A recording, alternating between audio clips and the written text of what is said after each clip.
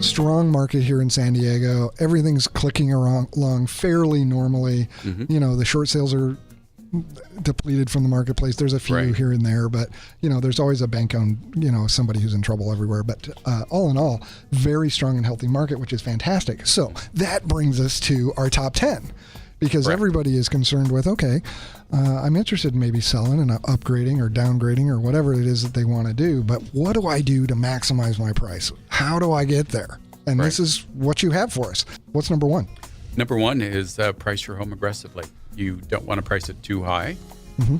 Again, feeling comfortable that since the market is going up, that we can just tack on more dollars automatically. That's not necessarily the case. So you don't want to go too high. You also don't want to go too low, because then you leave money on the table. So I recommend that, obviously, once you've met with your realtor and he's given you comps. That would be you. That would be me. You actually go out and see them. Look at those homes that are your competition. Go shop around a little bit. Shop around and look at them as though you're the buyer. Then compare it back to your home and try to be as objective as you can. So that's number one. All right. So pricing is, Randy, huge. Pricing is critical. And part of that pricing is knowing where in the marketplace to price it within the range that buyers are typically looking. For example, buyers will look typically in $10,000 price point brackets. So price it right under that next $10,000 bracket.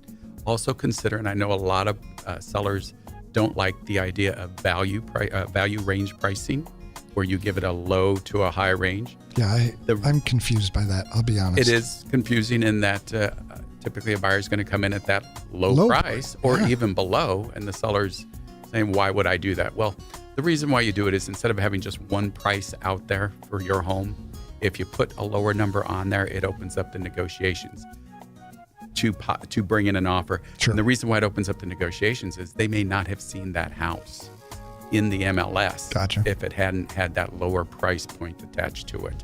So in other words, you need to get it into the buyer's view first.